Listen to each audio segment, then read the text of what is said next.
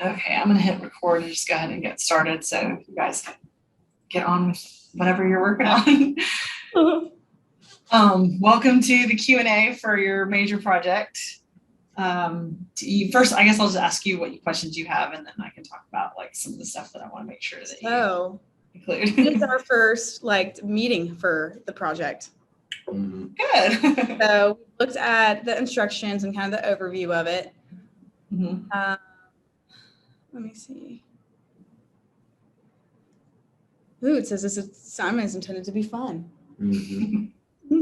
It's supposed to be more fun than a test, we'll put it that way, because the alternative is having a test that covers chapter 16, 17, and 18, but doing this project gives you a chance to just create a business to show me what you learned in those chapters. And hopefully it gives you a chance to be more in control of the points, as opposed to like a test is a timed environment. It's kind of stressful. You know, there's pressure on you. You don't really know. Even if I give you study topics, you don't always know exactly what to expect. But with the project, I'm willing to look at drafts this week, you know, or earlier people have sent me some drafts already and give you feedback. So that gives you a lot more control over how you do on the project, because I get your draft, I give you feedback. Sorry, your email. Try and get it in by Friday. Yeah, I posted that just to guarantee review. I mean, I can probably still review drafts if I don't get too many of them, you know, early next week.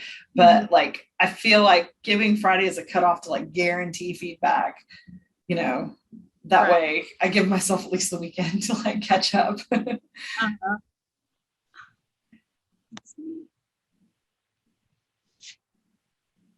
So, but if you want to like know where I think you should start, I definitely think you should start with the MindTap homework. Getting that out of the way, since that's your foundation information, like learning about the different types of business forms. So like chapter 16, you'll study, you know, sole proprietorships and general partnerships and, you know, some of those basic small business forms. In chapter 17, you'll study the limited liability types like LLC, LLP, LP. And then chapter 18, you'll study corporations. And so by studying all three of those chapters, that gives you the foundation work to do this project. That's why the project takes the place of a test, because you're showing me what you know, you're showing me what you learned. And so go ahead and knock out the MindTap homework. You can lock down those points, help your homework grade, you know, be good, do as well as you can on the homework assignments. And then you've got that foundation material, because hopefully after you've gone through those chapters, you know, in the project instructions, I've left it wide open that you can create any kind of business entity that you want. But I also, in that same, like, you know, instructions in the assignment Dropbox say that not all choices are created equal. There are some choices that you are allowed to choose that are terrible choices. Right. This is a business law class. Like, you want to protect yourself from personal liability. You want something that's relatively easy to form. So I want you to make a good choice, you know, based on all the choices you have. Best choice. Right. And so there's not just one best choice. There are a few choices that are better than others. And they're going to be the ones that limit your personal liability. So when you're reading through the chapters, when you read the ones that limit your personal liability, like, those are the good ones. When you read about choices that leave you wide open to personal liability, that's a bad choice. So, for example, if you form one of those business forms, you know, when you're first learning about it in chapter 16, you learn that it's really easy to form and it's super simple and you don't need any formal organization because you are the same as the business.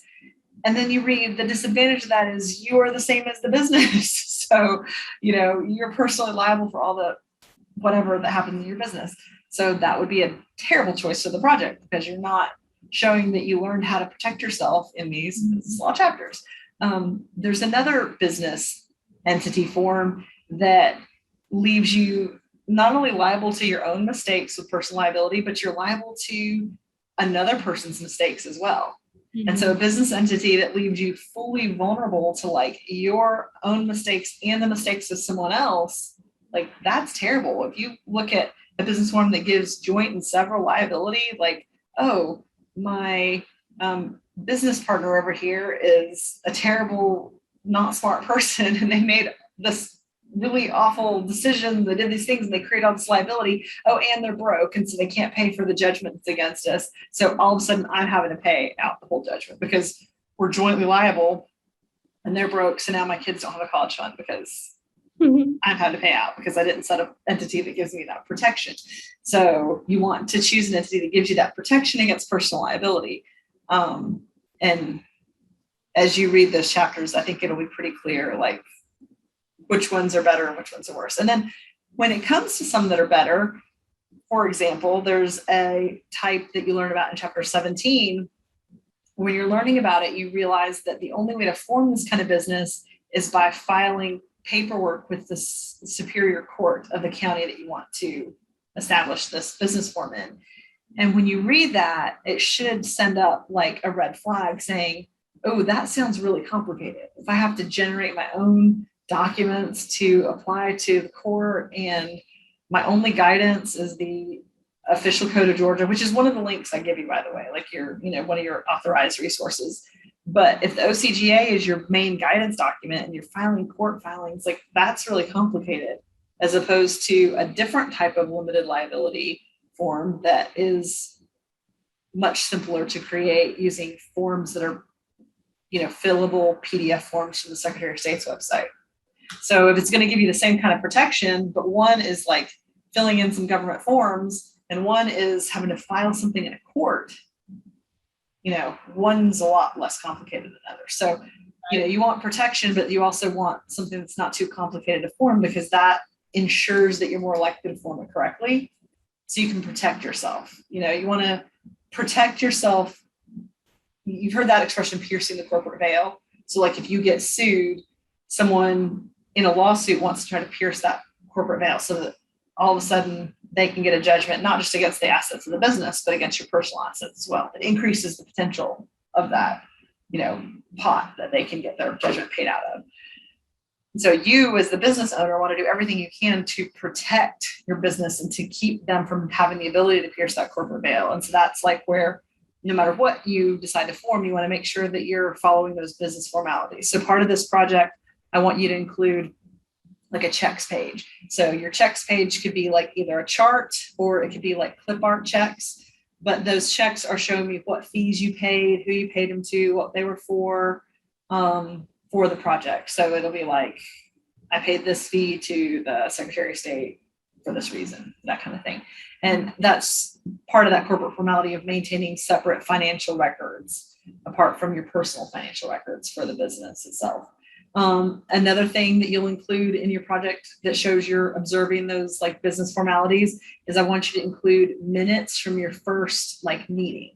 So you'll have, that initial organizational meeting, and it feels weird to record minutes of a meeting when you're maybe like a single member LLC or you're a corporation and you're the only shareholder, or maybe two people are shareholders. But that's exactly why I want you to do it, because even though it's awkward, it's still part of those formalities that help establish the separate entity that this business is, aside from the personal ownership of the person that's part of that business. So maintaining those corporate or those business formalities by keeping records of meetings, even if the meeting is just the solo owner of the business, they help establish that it's, separate from your personal life. And so that's what I'm asking you to do for the project, is just include one page of meeting minutes. And it can be as simple as like, these are the meeting minutes from my first organizational meeting. I, Tanya Thomas, met with myself at the Ingram Library on, October 5th. I voted to adopt my operating agreement, and then I'll put a date and like a signature block where if you're creating it like in a Word document, you can just use like a cursive font or, something like to make it look like signature. You don't have to do anything fancy with like digital signatures or electronic signing or anything like that. You can just, change the font to make it look like you wrote it by hand. And then, print your name below the signature line. And then you always want to, in any of these documents where you're creating that signature block, you always want to indicate your capacity for signing. So if I'm executing, my meeting minutes or whatever, I want to have like, it was executed this blank day of blank. So like the 5th day of October, 2021, and I'm going to sign Tanya Thomas. And then if like, say, for example, I'm an LLC, I'm going to sign it with my name. And then my capacity for signing is member, Donuts R Us LLC, or whatever the name of my business is. So I am showing that I have the capacity to execute this document. My authority is as a member of the LLC, for example. Does that make sense? So that's what your signature block always wants to include on whatever documents you're doing for the project. You're not just showing that you like signed the document to execute it, but you're also showing like what your role is that gives you the authority to sign it. That you're not just some random person signing a document, that you have this particular role in the business.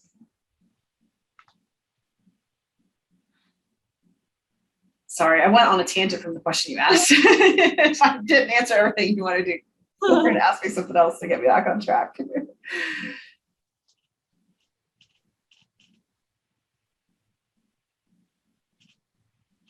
Any other questions from you guys?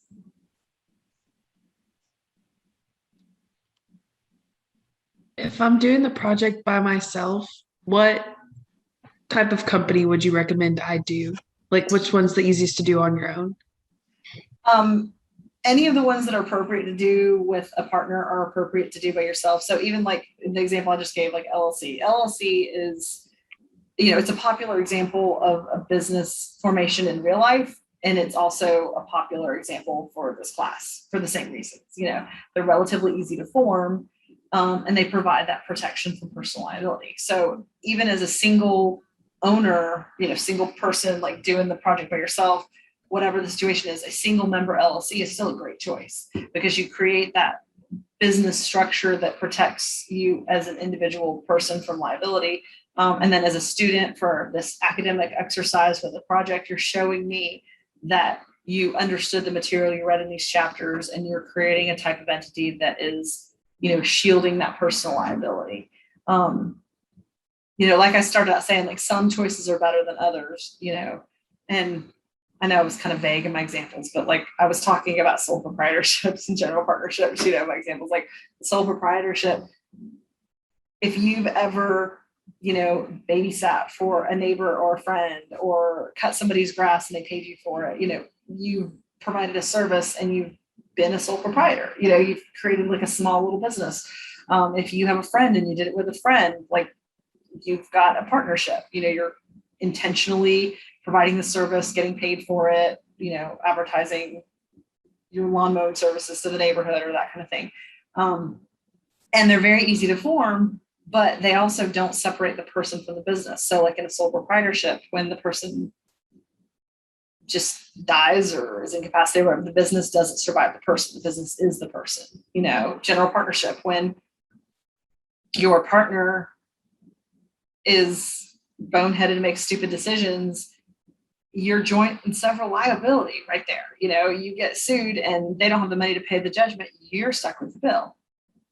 So it's like those are bad choices in real life because of the not having the protection for your personal liability, but they're also definitely bad choices for this project because what you're showing me as an academic exercise for business law is that you have read these 3 chapters and you understand that some of these forms of business are going to provide you better protection than others. Some are easier to form than others.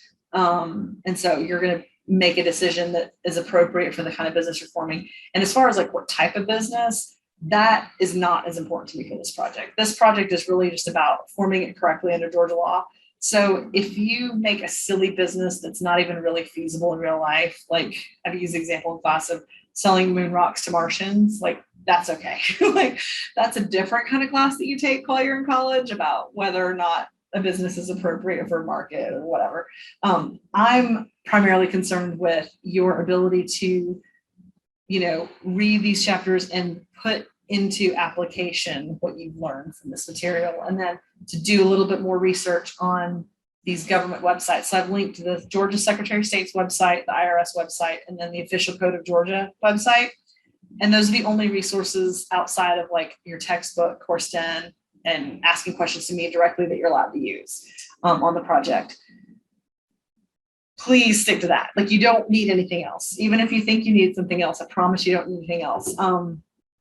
If there's something that you feel like you need to create for your project and you just can't get it from one of those websites, reach out to me and talk to me about it, because if it's something you do actually need, then it's probably available in your textbook and maybe you just missed that section or something. or maybe it's something you don't actually need at all for your project anyway. One example, going back to LLC, for instance, a document that you'll need to include for your project for an LLC is an operating agreement. So your operating agreement is like a contract between the members of the LLC, or it's, a contract just laid out with yourself of how the business is going to run. That's not a form that you'll find on any of these government websites. So it's not like a fillable PDF form that you'll find for some of these other documents. It's one that you're going to create yourself. So you can use some of these other PDF forms that you find like at the Secretary of State's website to learn how to kind of style and format the document. But you're creating all the content yourself from your textbook. So if you look at your textbook in chapter 17, in section 17-2, you'll see, for example, like sample provision topics for an operating agreement. So when you look in your book, that's basically your recipe for creating an operating agreement. You'll look at those topics, you'll create provision for each one of them. You'll create a heading on that document, styled again from some of these forms that you found, from the Secretary of State's website. And then you'll style the bottom where you have, a line like it was executed on this date, you've signed your name, indicated what your capacity is. And then you've created a document all by yourself from scratch using what you learned in your book and submitting it to me. And you'll get full credit for that. I always am begging, you'll see me post course STEM announcements, like I say it in the instructions, like begging you not to go with outside resources because I don't want to have to fail you in this class. But a document like that that's not issued as a form is primarily if anybody's going to end up with like plagiarism or academic dishonesty or something on this project, that's typically what it is. They see that this isn't a government form and they are intimidated or insecure about how to create it themselves. And so they go to Google and they Google, give me a sample operating agreement for an LLC or a single member LLC. And they come up with this really long document a lawyer created, and it's plagiarism because you're not allowed to use those websites. And so if I get that in a draft, I can stop it and correct it. And I can say, don't turn this in. This is plagiarism. I don't want to have to fail you. You don't want me to have to fail you. Like, please, like, this is something you have to create yourself. And so that's another reason that I encourage you to send me a draft, because if there's something like that, we can correct it in a draft before you actually submit it and you've turned in something that you're not allowed to turn in. But, having read a lot of contracts over the years, practicing law, like and having done this project a lot of times with students before, I can see the difference almost immediately between the kinds of language that students use versus a lot of the language that attorneys use. Attorneys, we use a lot of silly phrases that are not normally used in your conversation. And when I start reading phrases like the party in the first part, the party in the second part, heretofore, therefore agree, as known as the agreement, all those kind of things that we see in legalese contract language. I shake my head and I get really sad because it starts to feel like something that may have been plagiarized. And then when I click on the Turnitin software, it usually takes me right to the website that it came from. And that makes me really sad because that just means I assume that it wasn't an intentional plagiarism, but it's in violation of the instructions and it's in violation of the assignment. And so I am left with no choice but to not accept, the project from that student. So that's why I'm begging you and anybody who watches this video, please, please, please use only the provided resources. If for whatever reason you don't think that it includes what you need for the project, reach out to me, ask me the questions, and I will help you with whatever you don't understand, please, because I don't want to have to fail anybody in this project. My goal every semester is always have to not fail anybody. And hopefully this is the semester that happens. Try to send that message as much as I can. Please, please, please don't copy documents from a business that a parent or a friend set up or a business that you are part of. Just create your own documents and your own stuff for this project. And hopefully this project is an empowering, opportunity to empower you to be able to look for these things on your own and show yourself that you do have the ability to set up a business without having to hire an attorney. Obviously, as a business takes off, you want to engage professionals, CPAs and lawyers and things to help you out with stuff. But sometimes when you're just starting out as an entrepreneur, you have a great idea and you don't have a lot of resources. And so knowing that you can, in a small way, protect yourself without having to come up with the money to hire a lot of professionals, hopefully, I think is empowering to you guys.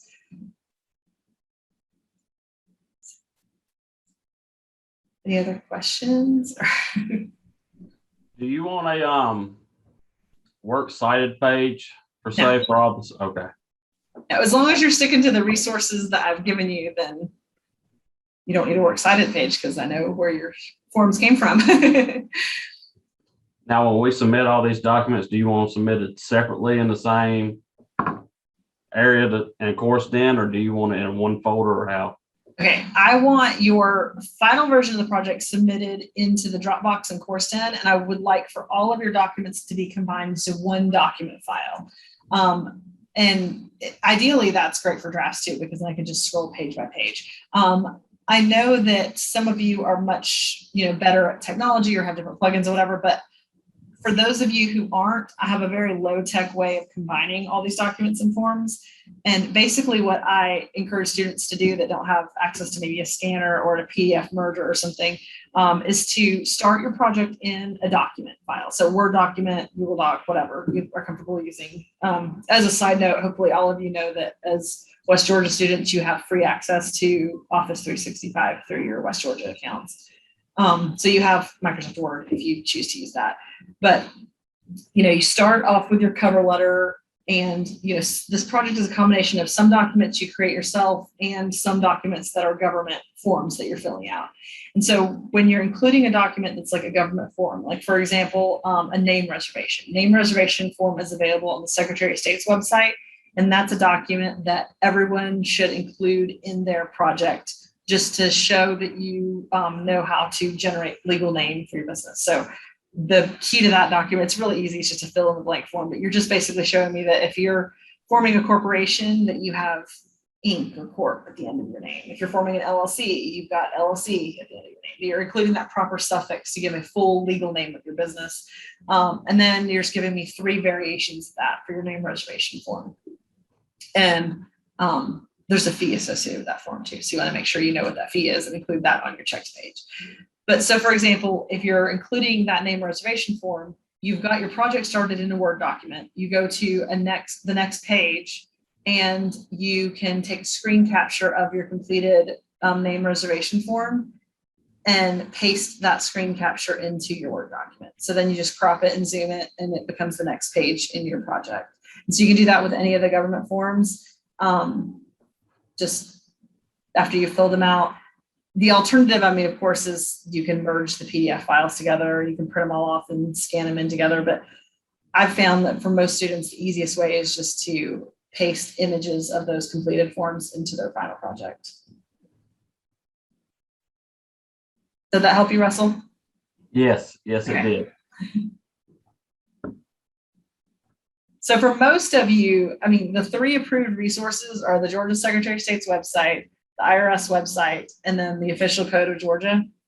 And I can tell you that those are the 3 approved resources. One of them is only used for one particular type of business entity, for forming an LLP, and that's the OCGA. And that's the one I was talking about earlier that's very difficult to form because you're filing with the Superior Court. So most students that are not forming that type of entity won't even really need to use the OCGA. You'll primarily just use the Secretary of State's website and IRS website. And then, of course, textbook information. And then if you do work with a group, make sure that you also submit a group member evaluation form. And every group member will need to submit that individually, but I only need 1 copy of the project for your group. So. And then for the cover letter, you are free to use the cover letter any way you want. It's just a sample cover letter, so you don't have to think about what on earth to put in your cover letter. There's not a trick to the number of blanks in the cover letter. I've had students email me and they're like, there's 3 blanks in this paragraph. Like, I can only think of 2 of the 3 things. And I'm like, there's no magic 3 things that go in those blanks. That's just areas for you to just write whatever you feel like writing. So you're welcome to take the cover letter and do what you want with it. The cover letter is just explaining the business, correct? Right. It's the only thing that you'll write directly to me to explain whatever you want to explain to me about your business. Is there any particular order you would like all these forms in when they're submitted? As long as the cover letter's on top, it doesn't matter. I'll just scroll up and down through your project to just make sure that you've included everything that I'm looking for. So it doesn't matter what order they're in.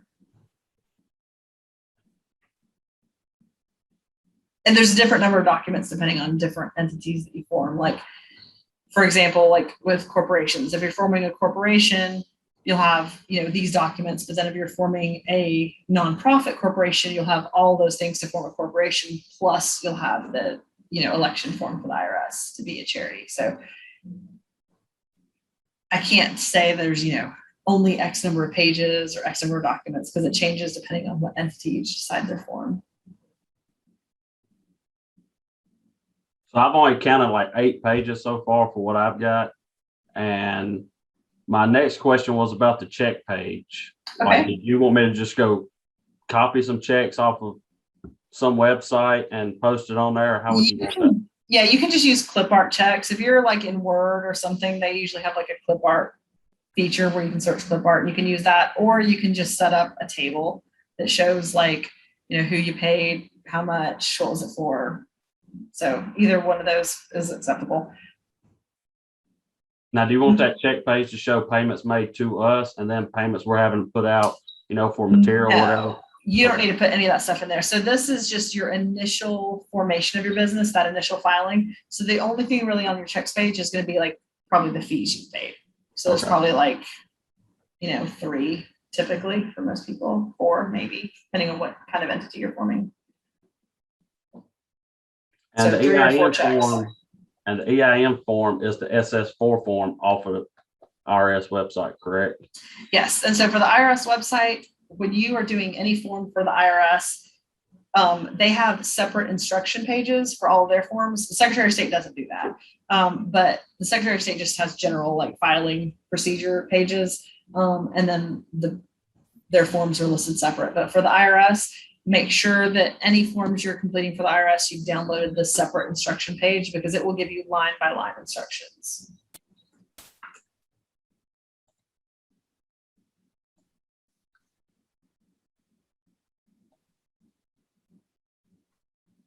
And you just want the form. We don't have to submit it, right? Well, no, you have to fill it out. Well, yeah, I'm talking about we fill it out, but we're not actually.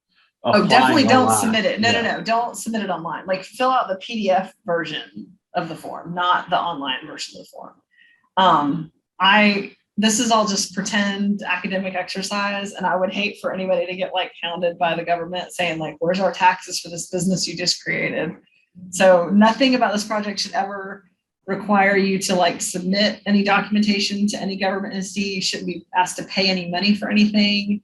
If you get to a screen that's asking for a credit card information or anything, like run away, back away out of that screen, because nothing for this project should cost you any money or file anything in real life. Any of the government forms are all available as like fillable PDF forms. All right, that's all my questions. Thank you. Okay, you're welcome.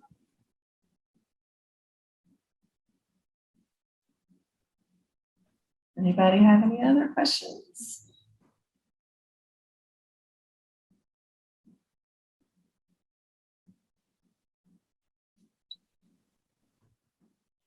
Hello.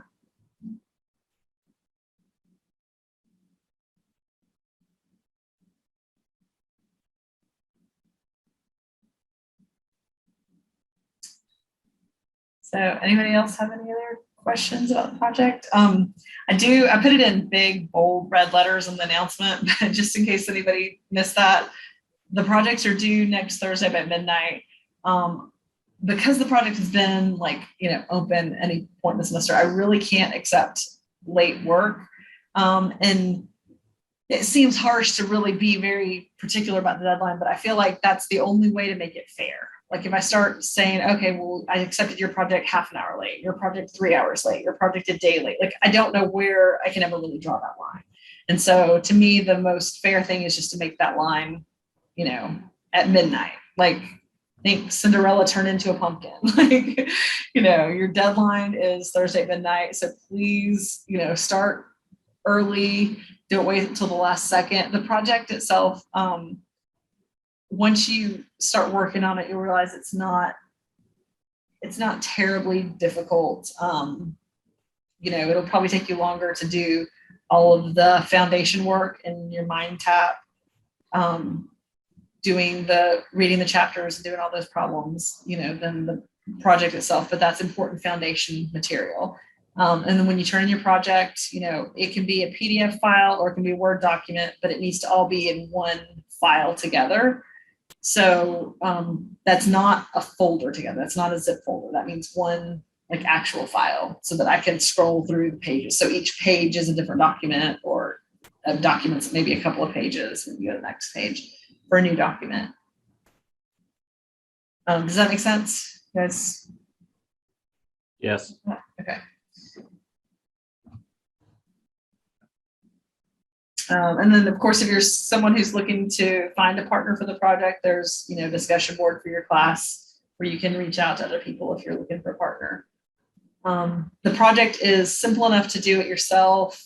You don't really need a partner, but I know that for some people having a partner is helpful just to bounce ideas off of. And anytime you're ready to get started, like some people love working with a partner and some people hate working with a partner. And I like to leave it up to you guys to make that choice for yourself, because I don't want to force you either way. So if you do work with a partner or two, just know that everybody is going to be held accountable to the same standard. So please proofread it and double check it. Make sure no one's plagiarized anything before it gets turned in. If you're part of a group and you're reading through it and all of a sudden you come across like an operating agreement or bylaws or something, and it's like 12 pages long and it sounds like a lawyer wrote it, that should be immediately a red flag that somebody copied it from a website they weren't supposed to copy it from. And you don't want to turn that in with your name attached, because you don't want to have to, suffer the same consequence of one person in your group cheating. So please, please, please don't cheat on this project.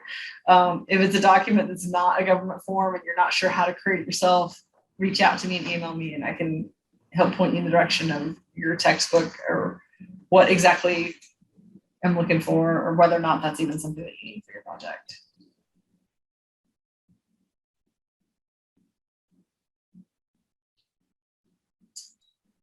Any questions?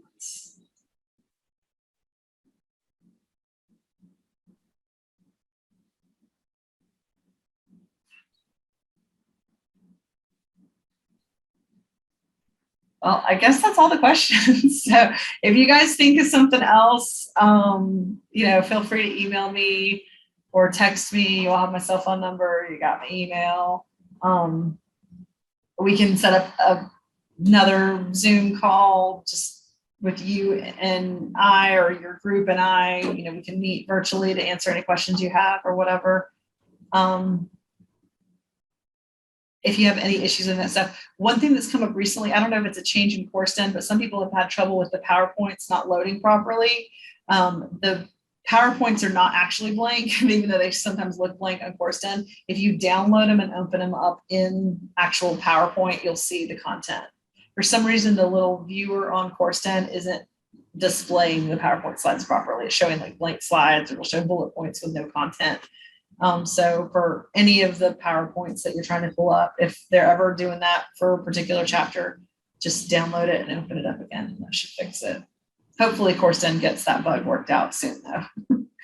Because I've had some panicky emails like right before the exam and stuff where people are like, all the PowerPoint slides are blank. I don't know what to do. So I'm here for you. I care about you. I want you guys to do well in this project.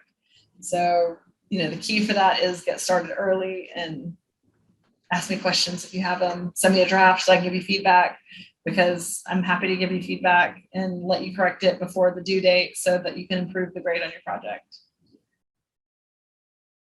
So. Last call for questions before I say bye. Have you received all the exams from last week that were off campus? I think I have one that's still coming in the mail from Noonan. So that might be yours. I'm sure. But I will check my mailbox before I leave campus today and run it through the machine if I have any in my mailbox. So Thank you. hopefully I can get them in before everybody goes on fall break at the end of the week. Even though I know your fall break is like super short. It's only like 2 days, but it's something.